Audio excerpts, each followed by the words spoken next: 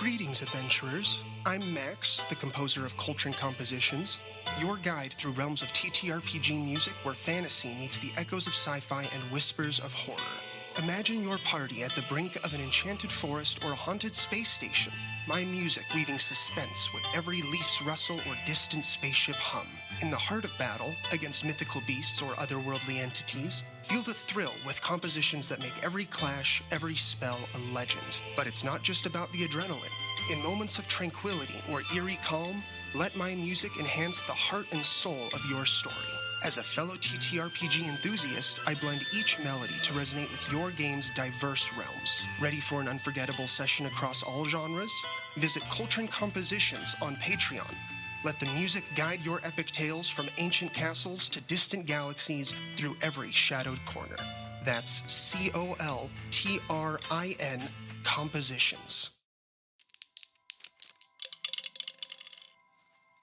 The dragon raises its head, lungs filling with fire as it looks upon your party. Roll for initiative. Continue to experience your fun fantasy adventures with Rosemary RPG Studios, an entertainment company dedicated to clean fantasy content. Has your party not met in a while? Have you been craving a D&D adventure? Watch our live D&D campaign, The Harbingers, at rosemarypgstudios.com. Or brush up on the rules of D&D 5th edition with our short DM and player tips videos. Come quest with us for fun fantasy adventures at rosemarypgstudios.com.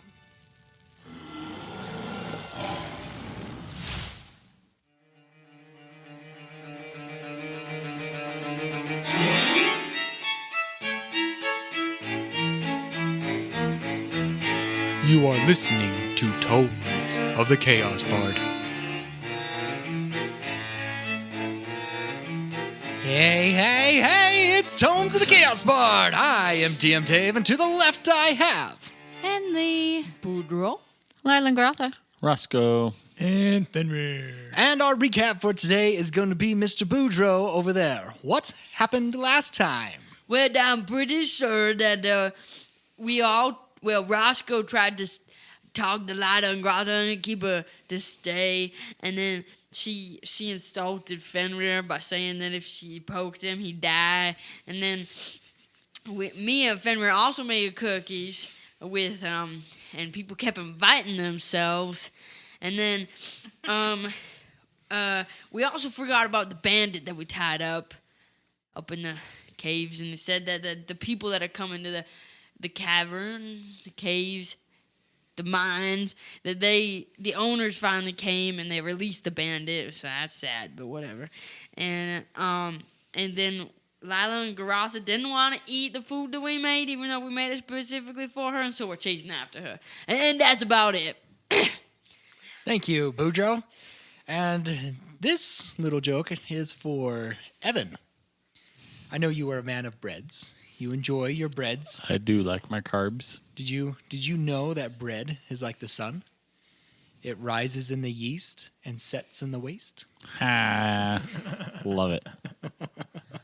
Respect. Okay, so last time, as Boudreaux stated, we left off with Dracarys and Roscoe kind of walking into the healer's hut with Henley and Willow kind of staring at each other, kind of confused. They can hear slight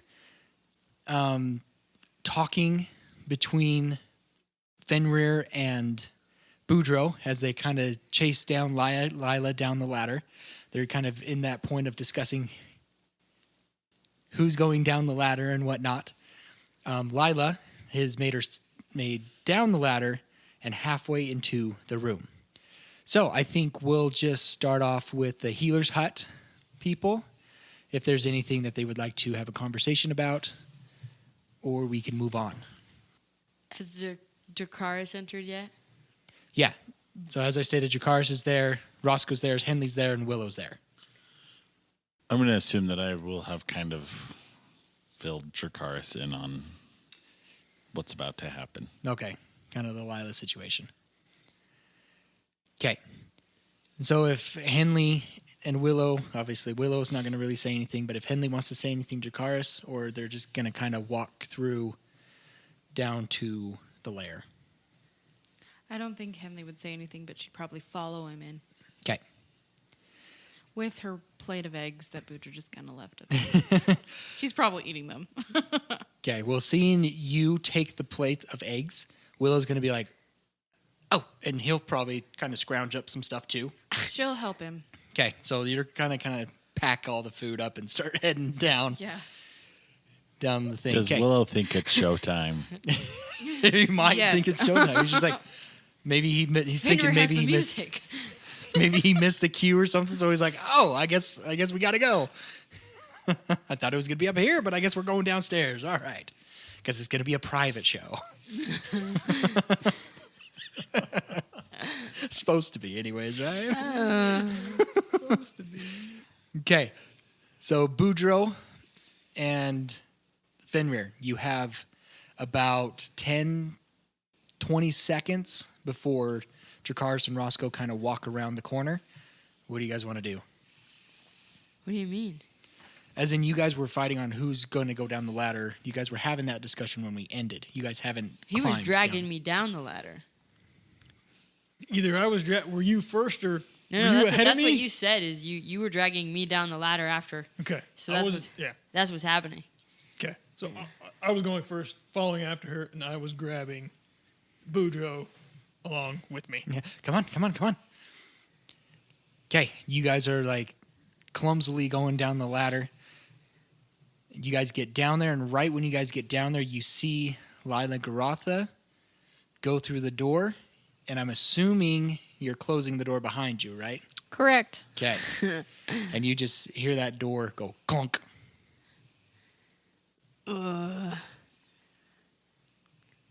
What do we do, man? He'll just keep walking and like go open the door. Okay. We're just sweating. Okay. You walk over to the door. There's really nothing to bar the door. And it does open. Let's see. I'm trying to remember. I think it opened outward, I believe.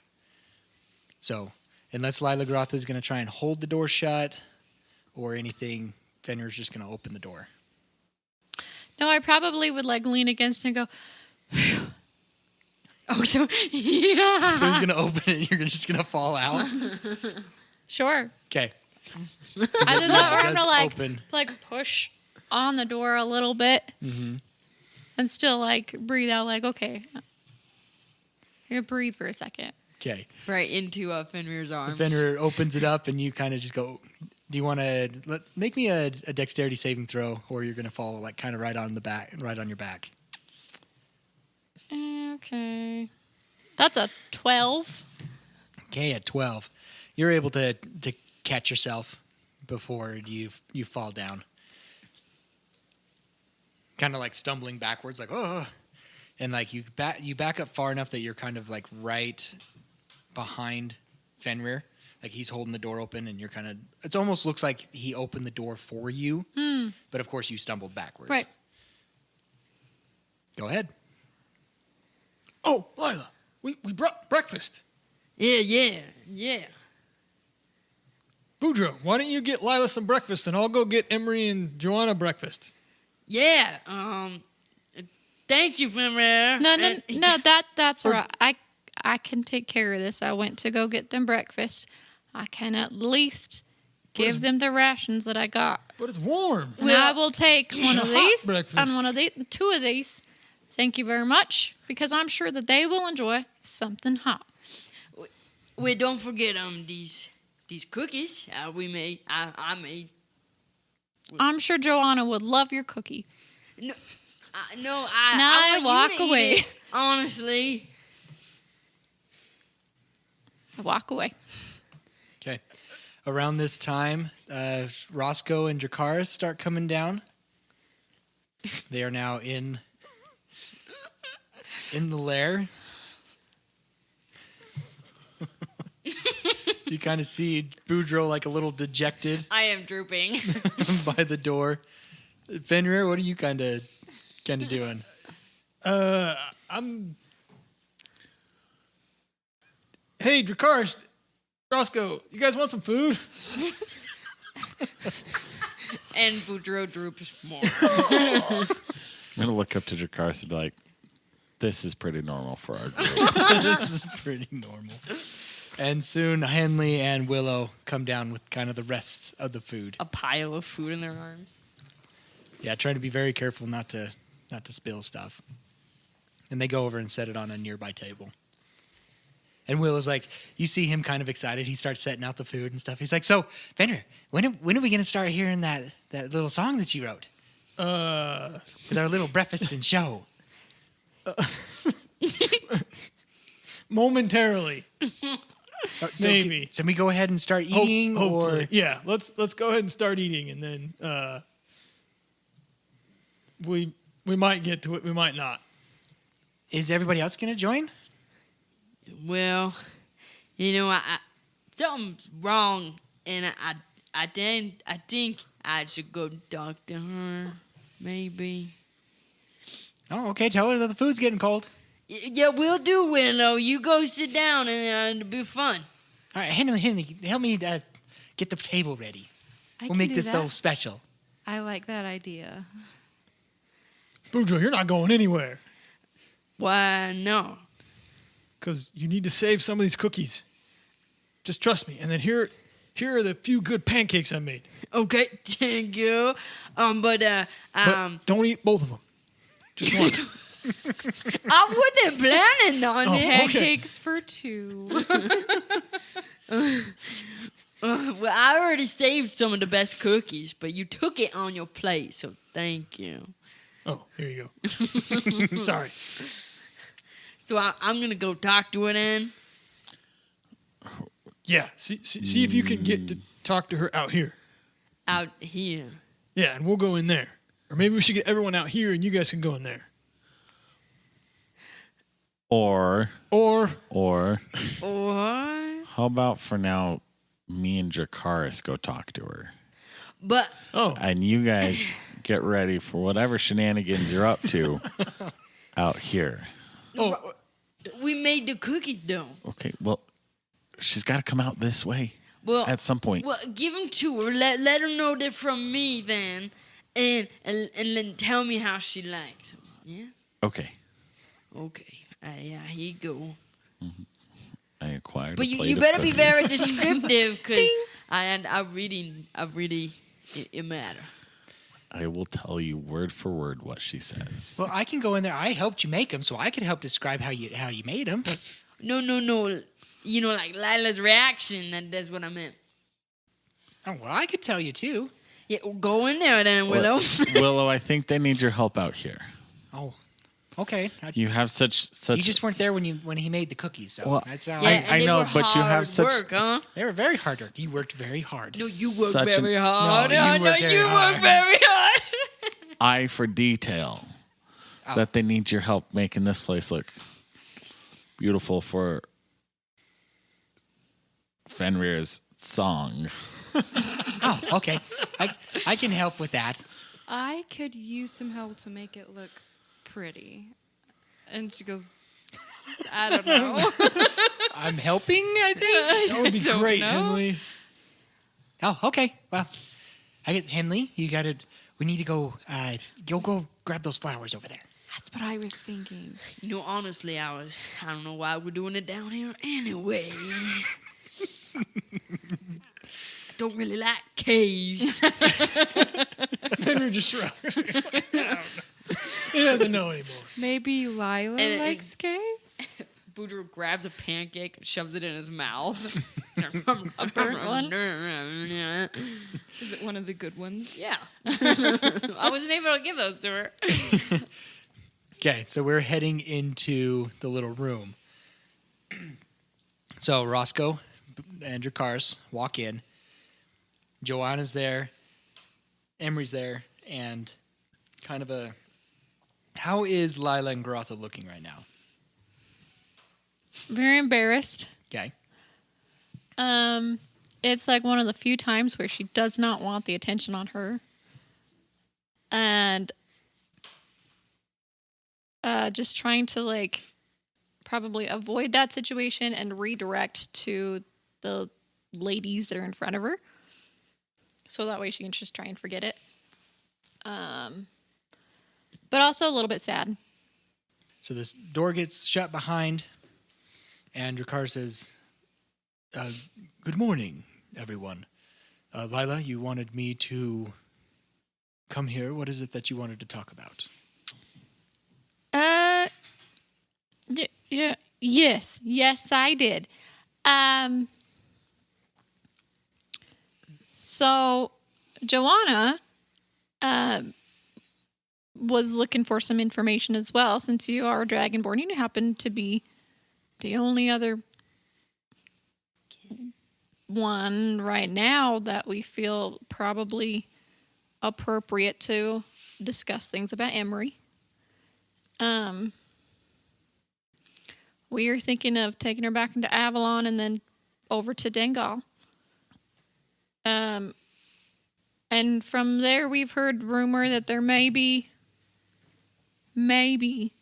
some Dragonborn that are up in the mountains up there or not. And we didn't know if you knew anything or if you had any thoughts about the next step or the safest way to even proceed with getting Emery out of the Hollow, because Emery doesn't want to stay here. Joanna and I have both decided it's probably not safest for her to be here. And so, seeing as I would like to go with and make sure that both of these ladies get home okay, and then I will see what happens from there. I just kind of would like your input on the situation. And he's kind of nodding, slowly comprehending. Yeah, Yes, I was Boudreaux. hoping if there's any sort of crack in the door, my goal is to be able to see Lyla, Goratha. If I can't, then I can't, but... There are slight holes in it, like, straight cracks. Yeah. But having Dracarys, which he's right a in big my fella, way. Yeah, it's hard to see Lyla herself. Okay. But can I, see a piece of her? In any Yeah, way? I would say no. Dang. Okay. Then I guess he just is going to...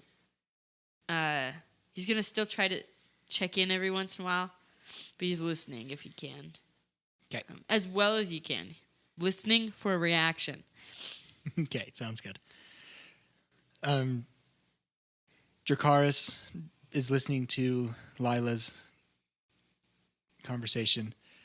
He's like, the information about the Dragonborn up in Dengal, which I'm assuming you're talking about the Whitecap Mountains. Correct. They are red Dragonborns that live up there. They enjoy the heat that comes off the volcano there, because the whole mountain range is a dormant volcano. They like to dwell near the bottom of the mountains. But they are a very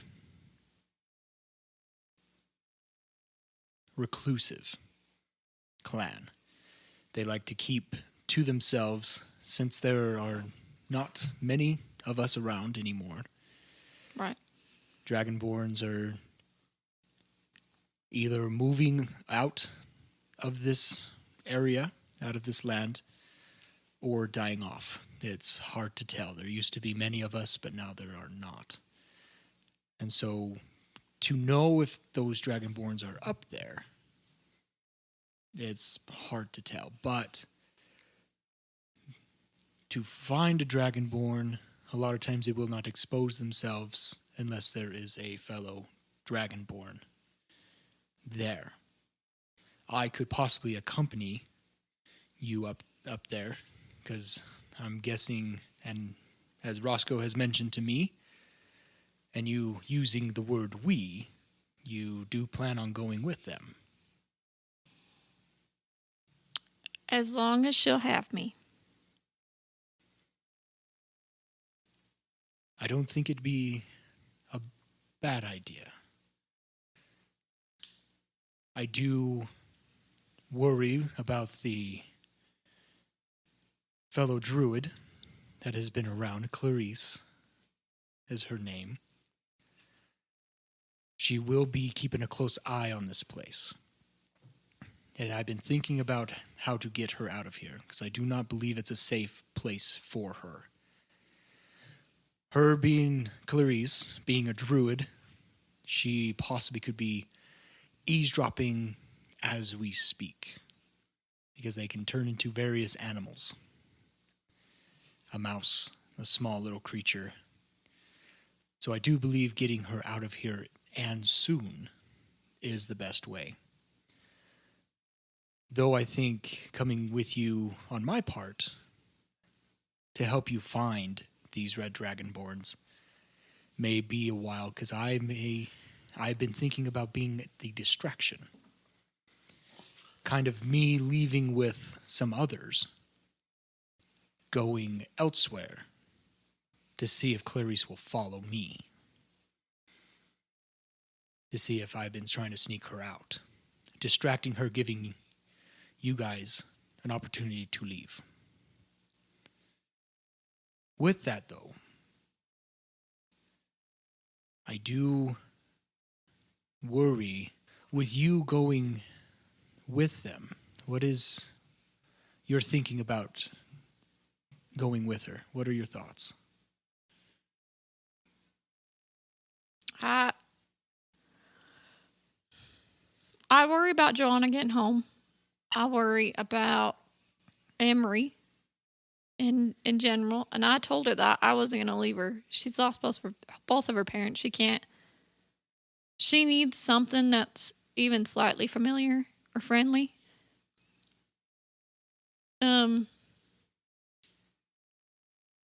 I was going to suggest going back up this tunnel until it, isn't anymore, until it exits, and then trying to go from there. Joanna has suggested bringing people in to escort out, but I think that might be a little bit more suspicious if we have just people come in. Especially if she's if she's watching the place.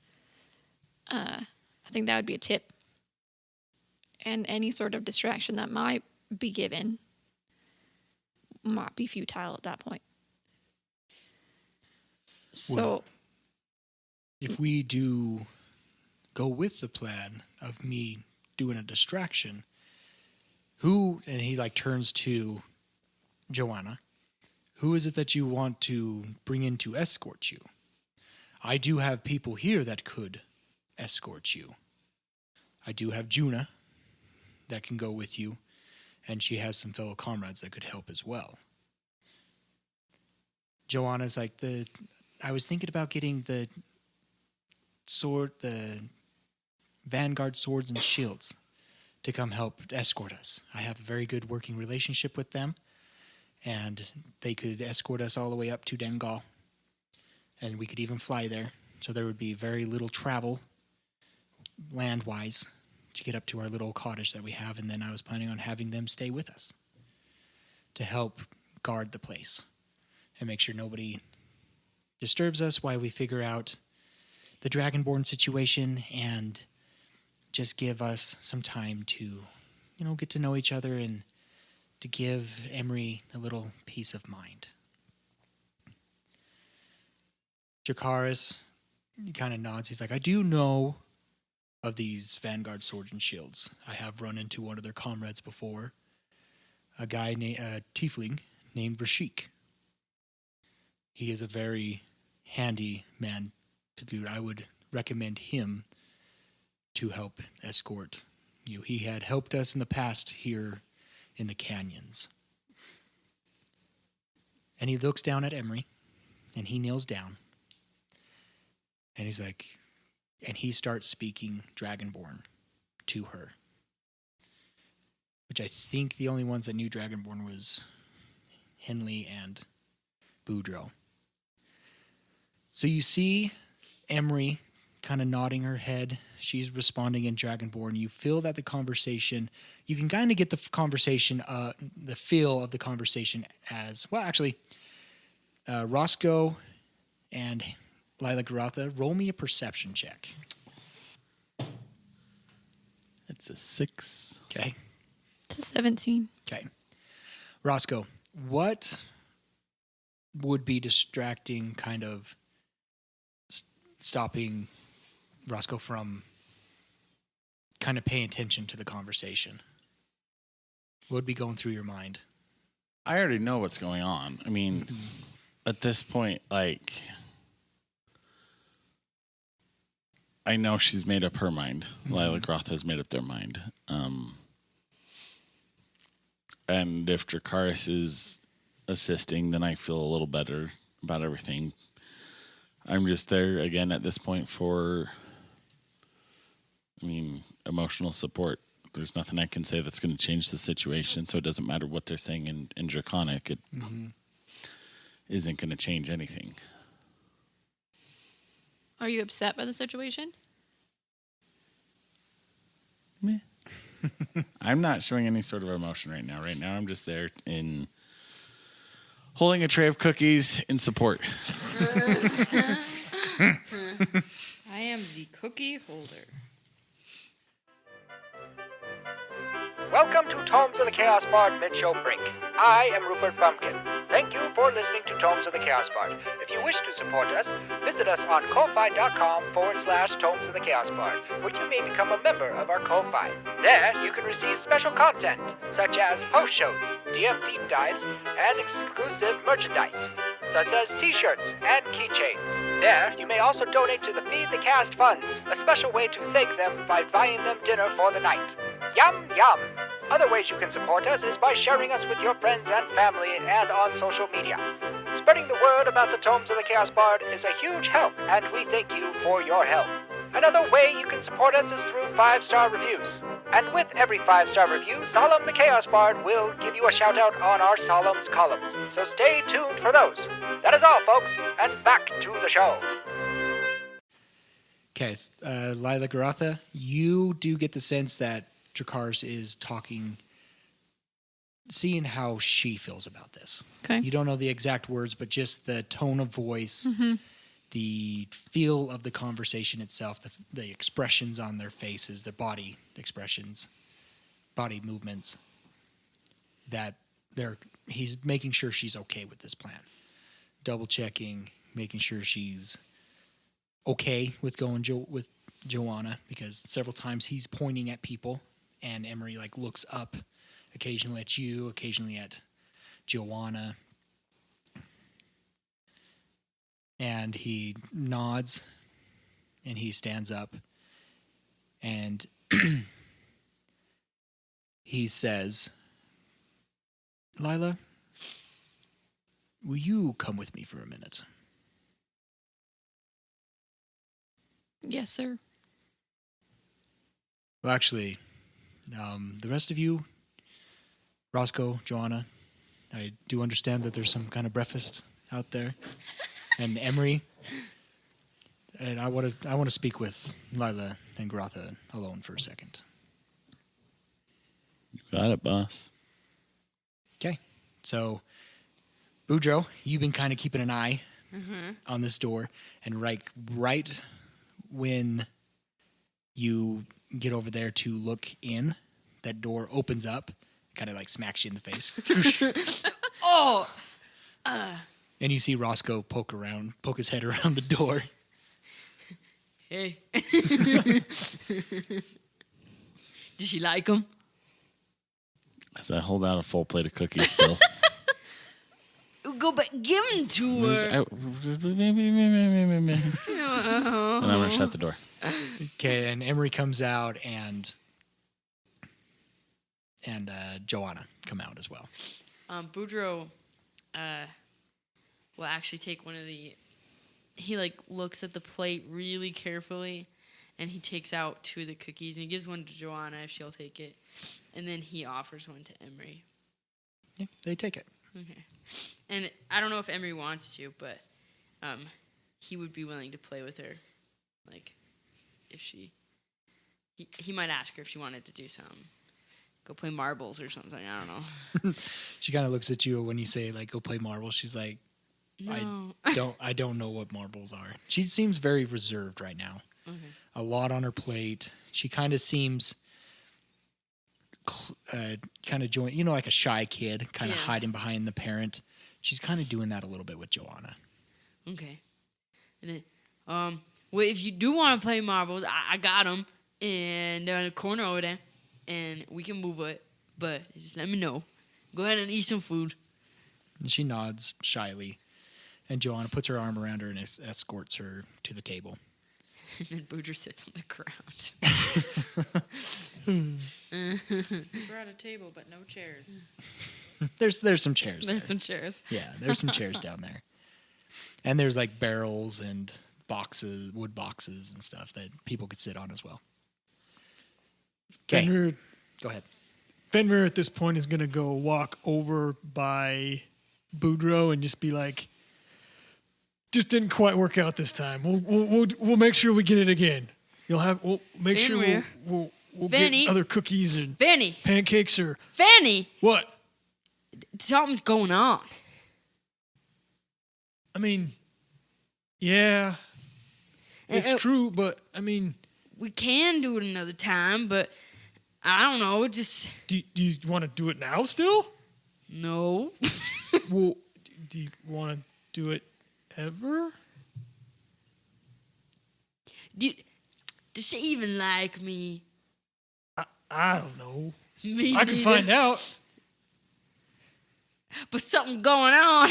Yeah, she we even should- liked me. She just professed her love for you in the cave multiple times. Oh yeah, she just said that she loved you. Of course she likes you, Yeah, but like, and you like her. That's my job. That's when two people like each other. That's easy. It's when one person does and one person doesn't. That's when it gets a little hazy.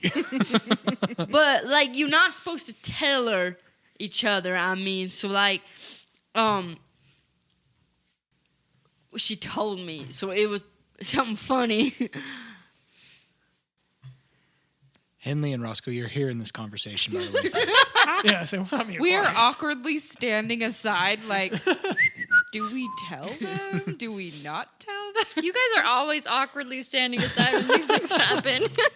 That is our role in this party. and like, I love my mama, and I loved Uncle Popcorn. And I love Kundas, and she's just saying she loved me. Yeah, but she does. Like she. Well, I love my mama too. And Lyla Goratha is leaving. leaving. If you're going to tell her, you're going to have to do it now. Leaving for... She might come back, she might not. She's leaving with Emery and Joanna. Or at least that's what I understand. Wait, why is she leaving? Yeah. No, Emery. Emery. Because of Emery. She feels Emery needs a guardian that understands her. She needs support and love, and Lyla Goratha wants to give that to her. Well, then she don't like me.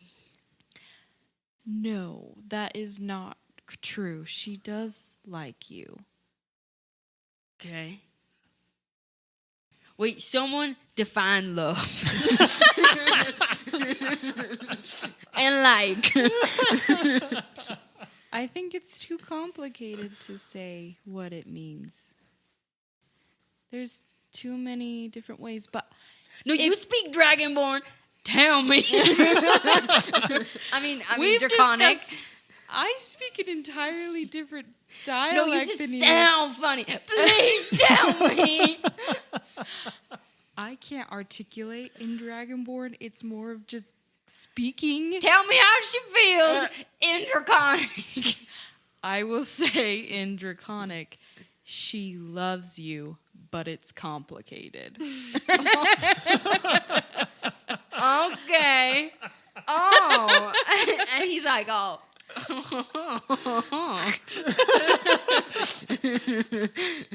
And now it clicks. Like she likes me, yeah. Oh, that makes sense. And Henley goes, What have I done? Like, but how come she ain't like none of my food? Perhaps because you've been like really cryptic about it? Cryptic? She doesn't understand your culture. And Henley will then repeat that in Draconic so he understands. She don't understand what you're saying. Instead of like, she doesn't understand what your culture. She doesn't understand what you're saying. Gestures are. Yeah. She doesn't understand. Wait, I don't know. Does the food mean you're trying to court her? Yeah, like she said, yeah, I court you. All this food stuff suddenly just like clicks in Henley's head. Oh, you're trying to court her? She has no idea. Why would she know? She's not a lizard folk or knows the lizards. Well, I know she ain't my race. You're not a lizard folk either. You're a dwarf. I know. I am offended. But you grew up among them, so you understand them. She has she counts on her fingers, probably 3 different cultures that she understands. And it's not lizard folk. So what do I do? You need to tell her Tell her how you feel. how I feel. Like, in common? Well, it would be really weird for me to translate for you, so yes, in common, or yes, in common. Okay, in common. Okay. Is there anything else they do besides tell each other? Give her flowers? I don't know. I got the flowers. They're right here. You need to tell her, then give the gesture. Okay, sit down here with me real fast. Oh, Penny. Fanny's like, I just write songs. Maybe we should help Boudreaux write her a letter. A love letter. Yes. Like, she's like, help me. I don't know what to do. Regardless of what you tell her, it's not going to change her mind and she's leaving. Hey, Smiles.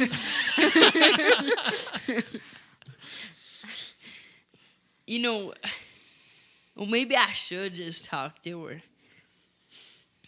But none of you guys will let me. What? That's true. That was my fault. Yeah. Yeah, that was my fault. Let me try to make it better. Better?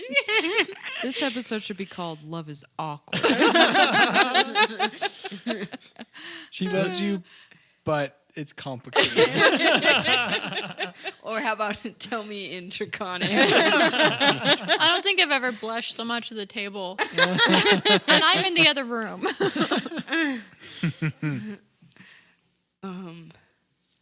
Okay. Yes, let's.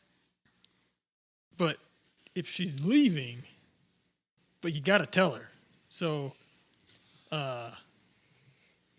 Because there is something I need to tell her, but I don't want any of y'all here. okay. Well, when Dracarys comes out, Okay, should I knock on the door? then you go in. No. Oh, no. But let's let them. Apparently, they need to talk. And maybe he's trying to get her to stay.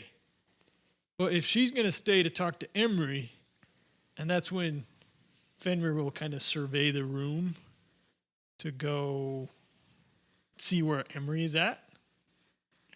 Emery's over on the table. Not on the table, but she's sitting She's next on to the table eating the food. Oh, nom, nom. Kind of just picking at the food, looking at the burnt pancakes, kind of picking through. Henley probably realizes she still has the plate of eggs in her hands. And goes and sets it on the table for Emery. They're good. Joanna like picks him up and she like scrapes a little bit on Emery's plate and she takes some. And Willow's like, you just see he's eager. He's just like, so He's waiting for the song. he's waiting for the song. Like, he's waiting for the entertainment. Aw. He's kind of picking at his food, but he's not like eating it because he wants to like enjoy the song and he's sitting there with Joanna and Emery. He's like, Bender's gonna sing a song. This is gonna be so exciting. He's gonna sing a song. He's gonna sing. Poor Willow. He's my favorite. Okay. Fenrir's biggest fan. Well, unless there's anything else that you want to do. At some point, Henley wants to talk to Emery because she's lost a parent before. Mm-hmm. So she want to have a conversation. I don't know when we should do that, but Okay. Fenrir would also like to have a conversation with her, but he's going to be very wary of approaching her because he knows that their relationship is not. you tried to kill her. Yeah. I mean, But you do it's have- not great. Like, I've tried to repair that along the way, like in different various ways, but he knows it's still.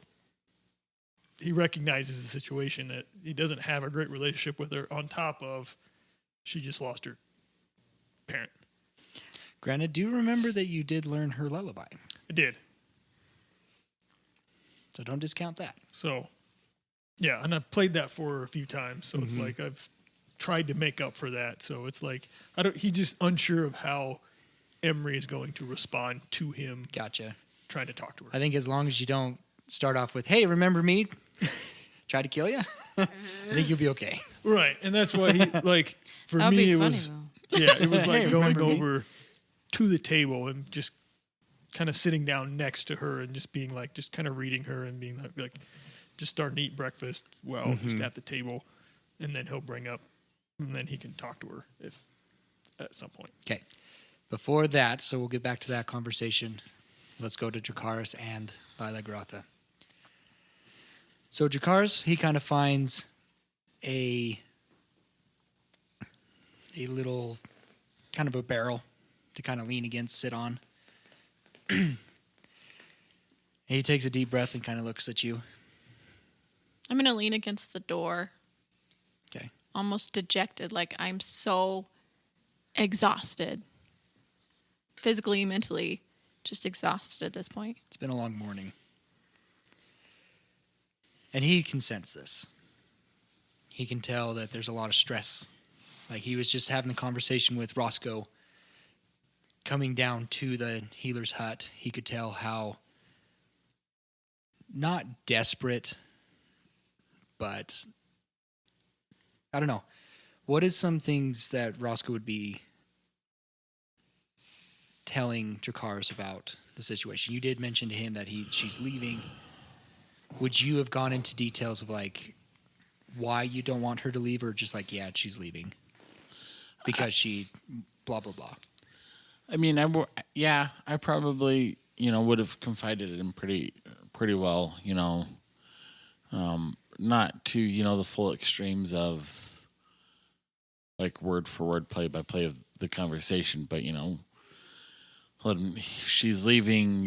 She's trying to figure out what the heck's going on with her. She feels like she's a liability, and she's concerned for the little one. So. And I don't think at that point I would have put, because Roscoe knows that the decision's been made. So there's no point telling Dracarys how he feels. He's just at this point putting the facts on the table so Dracarys knows what he's walking into. Okay, thank you. So Dracarys takes a deep breath, and he's like, so you're going to head out with them? Yes. I've known Roscoe for quite a while now, and I haven't seen him this upset. So I'm just making sure that you're okay. Because I know how it feels to leave the party. Before you guys arrived, I had my own party part of them are still here. Thorin, of course. And then just recently went on a little adventure with another party member that I used to have, Viril. And it's really made me think of past choices and decisions. Back then, I felt like we were on a quest, but they all decided to go separate ways. Corinne, she decided that she wanted to go with another paladin. She was a paladin, and go on a different quest. There was another one named Maeli. She was a cleric and decided to go seek knowledge elsewhere. So I know how it feels to have companions leave. I felt that we needed to stay here to help fix what I feel was part of our mess, but they all decided to leave. So I can kind of understand where Roscoe is kind of coming from, having somebody leave when kind of the job's not done. But I can also understand that life can call you elsewhere.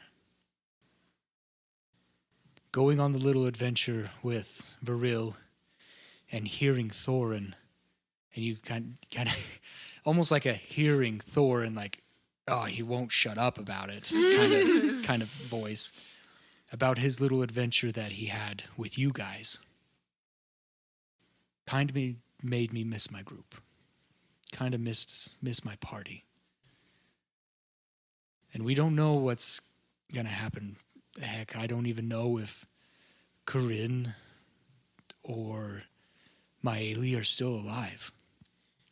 I may not ever see them again, but that was a choice that we made. Because you know how adventuring is. Adventuring can be hard. We can make mistakes. I've had fellow people die. But that's just how life is. I don't know your choices, what's pushing you to leave. And it is your choice. I think you'd be a very good help with Joanna in escorting her. And I've seen you with Emery. But I've also seen you with your group.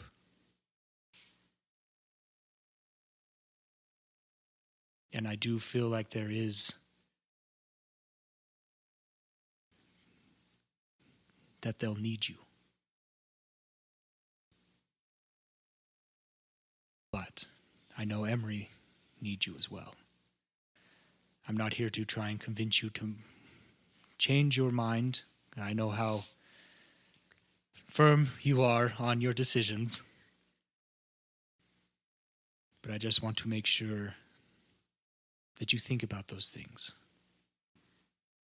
I've lived through them. I'm still living through them. And there are some decisions that I regret. I'm going to look at the ceiling. And I think my eyes are going to well a little bit, trying not to cry. That's the reason that I'm looking at the ceiling. And my demeanor is going to shift a little bit as Goratha comes forward and she says to the ceiling, "And what do you do when you realize that you're the toxic one in every single one of the encounters or stages of your life? What do you do when you realize that you're the one that's messed up and holding everybody back? And you can't protect the ones that you need to protect the most?"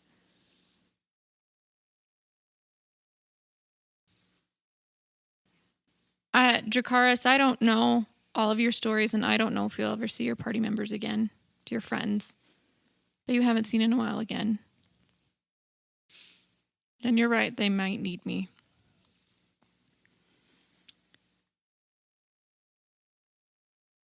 But even just the headspace, my head is so full. It's so full, it hurts. Even just mentally, I am so not where I need to be that I am more of a liability than I am a help. And until either one of us can get that under control, I cannot help them. But I can help Emery. And I can make sure that Joanna gets home safely. That I can focus on. Henley will have Roscoe's back. Roscoe will have everybody's back. That's what he does. I cannot disappoint him. And I cannot hurt them. Because up until recently, they were the only family that I've had. And the family that I do have that has reached out, it still feels forced and fake. So for now, until we can figure out or not figure out something with Emery and whatever is going on between Mendrick and Joanna, she needs an advocate when she won't advocate for herself. And I need a breath. And he's kind of just slowly nodding. You could tell that he was going to get ready to interrupt you with something. But as you continued on, like you could tell that I won't say anything. You know, you kind of see that body action. Mm-hmm. And he's like, you do need to do what is best for you.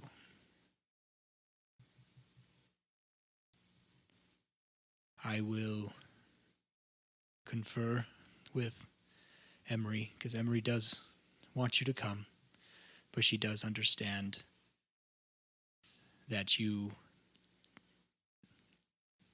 could have other responsibilities for her not to come with her. But you've made your decision, which I do agree with.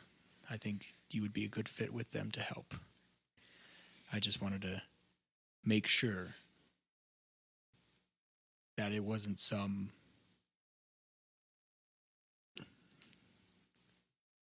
knee-jerk reaction to anything, that it's been well thought out. I don't know about well thought out, but I think it's needed. Because you asked if we're okay. And we are not okay. I do worry, though, that with Emery's situation going with Joanna, if you feel that you put your group in trouble, how are you not going to put Emery and Joanna in trouble? Well, it's a little bit easier to focus on those two rather than what Lyla's constantly dealing with. And maybe it'll get her to shut up for a minute. And he kind of like smiles a little bit. Okay. We can finalize plans on how we're going to get Emery out of here. And we will... Well, let's just go eat some breakfast. And afterwards, we will make a plan. Will you do me a favor if the group leaves after we do? And will you make sure that Roscoe doesn't beat himself up too much about it? Because this is not his fault. And he deserves somebody who has his back all the time and not when it's just convenient for them.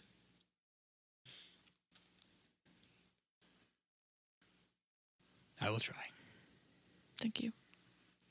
You know how personal things Roscoe takes. I do. That's why I worry. Well, and he goes and opens the door, and he kind of gestures for you to walk out. I'll kind of give him a weird look and then walk out. Okay. So, Dracarys and Lyla and Goratha walk out. And you hear Willow, who's like, "Oh, good, now we can start."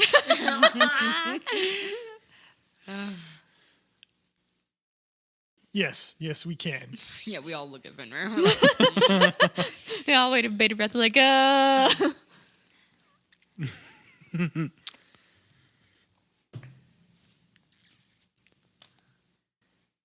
So everybody's kind of sitting around the table or getting situated. Boudreaux does glance at Lyla, Goratha a couple times. And I'm sure she's sitting as far away from Boudreaux or what? yeah, what I is stayed Lyla back going by through? the door, and I Okay. probably closed it again. I'm just leaning against it. Okay. Wait, so you closed it as in you're in the room with us, though? Yeah. Oh, okay. Present, but keeping her distance. Yeah. It'd be reasonable to say that Henley spoke with Emery at that Oh, time. yeah. We could hit that conversation real fast. We That'll don't give- have to hit all of it. Henley just wants to, reassure her. And she's going to give her some money to buy a journal at Mal's store. Journaling about how I felt after my dad died really helped me, and I hope it can help you too. And I now have the ability to send a message arrow. I can weekly send you a message, and you can talk to me, because I understand a little bit about how it feels to lose a parent. And she begins to cry. And Henley just kneels down and hugs her. No words, just a sisterly hug. Yeah, and Draconic, and Boudreaux, if you're close by, you can hear her speaking in Draconic. And she's just like, "I just miss him. I miss Boudreaux him. is crying. He would not be there, but I he's miss crying. my mom. I miss my dad. And I just don't understand why somebody can be so cruel and take them away like that." My dad. I think Boudreaux is wailing. I think he's really trying to choke it back. I think Because Boudreaux you'd understand too. Yeah. Henley does too. In a way. Henley hugs her and was like, "My dad was murdered too." And just that's it. Just that bond that she gets it. Mm-hmm.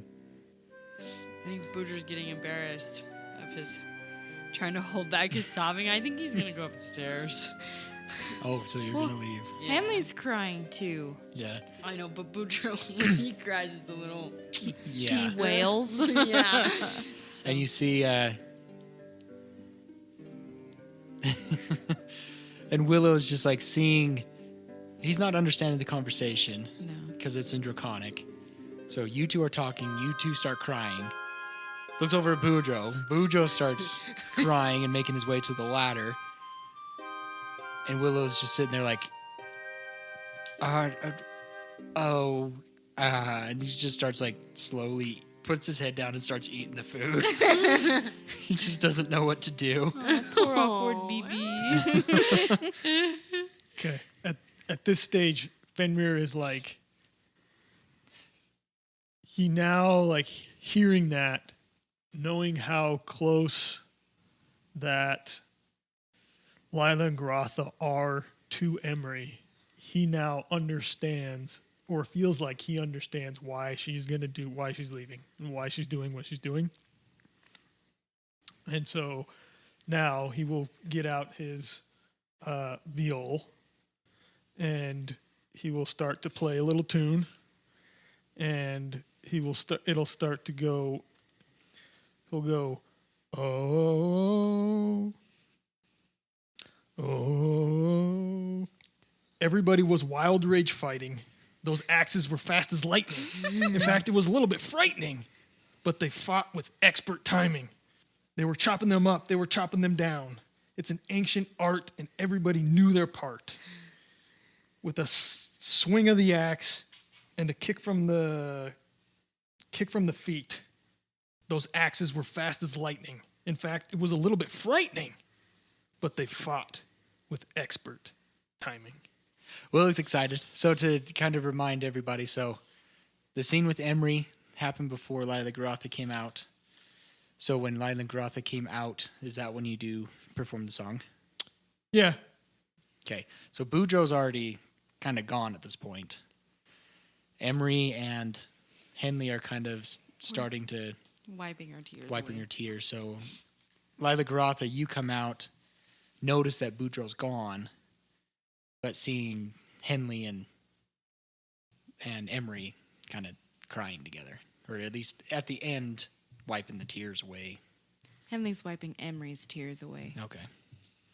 And Joanna's, of course, she didn't understand what was going on, but she, you could tell she was there, like had a hand on her back, Supporting her. trying to support her. She didn't quite understand what was going on, but she knew there was some kind of connection. She's trying to make a connection with her, with Emery. So that's what you walk into, Lyla Goratha. Okay, so at that, then I'm going to walk over and get down on Emery's level and say, "Are you okay, little one?" Just remembering my parents. Henley just told me that she lost her dad too, that he was killed as well. And she told me that I need to get a journal and write my thoughts and feelings, that it's helped her, and I think it could help me too. Then I will make sure that happens. And we will get you everything, anything that you need. And she nods.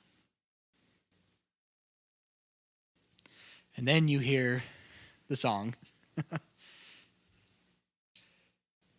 And Willow's like, he loved the song, but at the same time, it's like there's so much awkwardness Going on. There's a lot of different energy in the room right now. Yeah.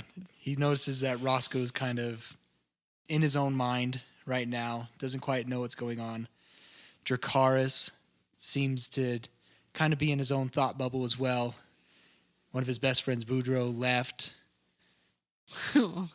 Henley and Emery were crying and tearing, and Lilac seems kind of in her own mind space as well. So she's like, Willow's like, he's like, okay, do I clap? Do I? What do I do? Well, this was very good. Good food. Yeah, everybody.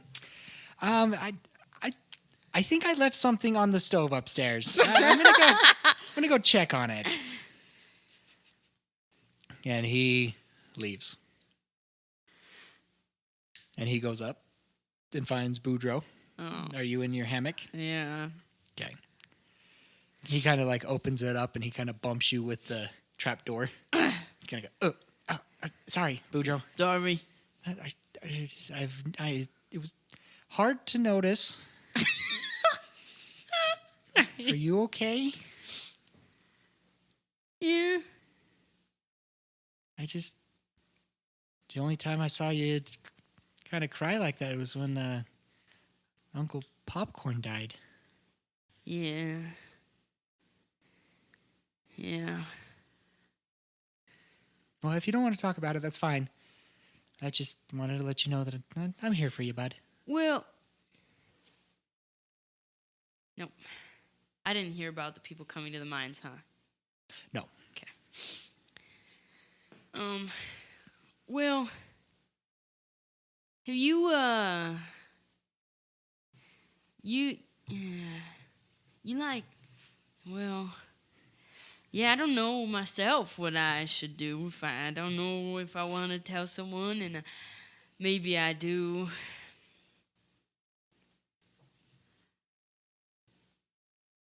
And he just like waits patiently. Do you want me to tell you? I did say that I'm here for you, so yes, I do. Okay. Did I ever tell you that my real name? I didn't know you had another name. I do. But you gotta keep it secret. Okay, what is it? My real name is Dwa. That's a very dwarven name. Yeah! Yeah! It fits you. Does it? Well, if you Does it actually? I guess if you acted more like a dwarf, it would, but... Oh, good. Well, that's my real name. Because I'm not a lizard folk. Obviously. Yeah. Because I had a dwarf mama. Yes, you did. He's like trying to be...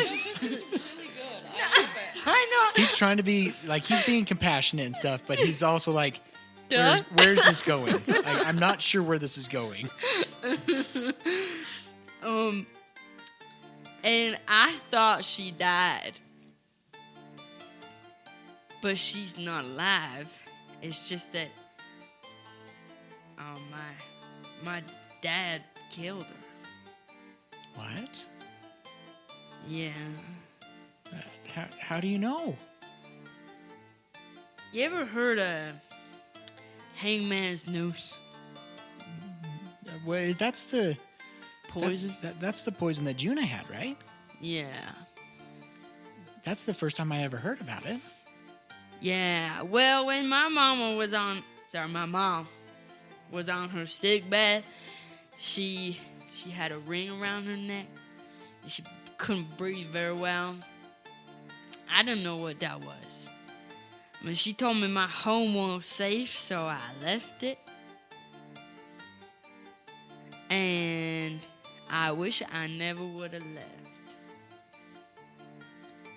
I don't know. Well, why do you think your dad did it? Cause she always told me to stay away from him, really. And like, he always did weird things. Like taking people in the cellar. And those people never came out. And I've checked, there is no door down there that I know of. Oh. Well, that's not good. Yeah. I don't know, I ran away. And now, you already know the story of Mama Frizz and how I also left her, and now I ran away a second time, and now my family's gone again, and she's probably dead too. Well, we don't know that yet. Yeah. Well, that was part of your quest to go find him, right? They could still be alive. Yeah, but she won't, I bet. Why would you think that? I mean, you gotta be a little more positive about these things. Well, I am, but there are just so many people crying down there, and my mom didn't die. She got killed. Yeah? Now, I always thought my dad was bad, but I don't think he was that bad. Yeah. You can tell, like, he just has no idea what to say. Don't worry, man. I don't know what to say either. But I'm sad. Well, I'm sad because you're sad. I'll be sad with you. What should we do? And you gotta, well, I know this one wise cleric, shaman, that once told me that there's this god named Kundas. I do love goodness. And that he puts us in certain situations and trials to see how we will react. And that's part of our test here, is to see if we choose good things, bad things, or nothing at all. Yeah. So I guess, Boudreaux, are you just going to sit here and pout about it? And brush yourself off, of course. We need a good cry sometimes. I know I'm one who enjoys a good cry. Yeah? But after you're done, what are you going to do about it? I sure do hate wisdom from myself. Oh. Well, all right. I guess I do what I'm supposed to do. Yeah. Thanks, Willow. Mm-hmm. Well, I'm just going to lay on this bottom hammock for a little bit. And just let you... I'll just want to be here with you if that's okay. Yeah, that's okay. Thank you. Okay, with that, I guess we'll end it there. Thank you guys so much for listening to us, our Tomes of the Chaos Bard. Oh boy, a lot of feelings this one, huh? Thank you guys for listening again. Big shout out to D.A. Nichols for writing our songs and music. Please go check out her TTRPG at drivethroughrpg.com. Also, big shout out to Coltrin Compositions for remastering our music, and go check out his stuff. He has a list of all kinds of TTRPG background and music that you can borrow, and he also does custom work. So go check out his stuff at coltrincompositions.com. Also, another big shout out to Realmwalker, Monument Studios, freesound.org, and Tabletop Audio for our extra songs and music. I am DM Dave, and to the right I have Fenrir. Roscoe. Goratha and Lyla. Boudreaux. And Henley. And until next time, we unroll the scroll to tell the tale. Bye! Wait, someone define love. And like. I think it's too complicated to say what it means. There's too many different ways, but... No, you speak Dragonborn. Tell me. I mean Draconic. I speak an entirely different No, dialect you just than you. sound funny. Please tell me.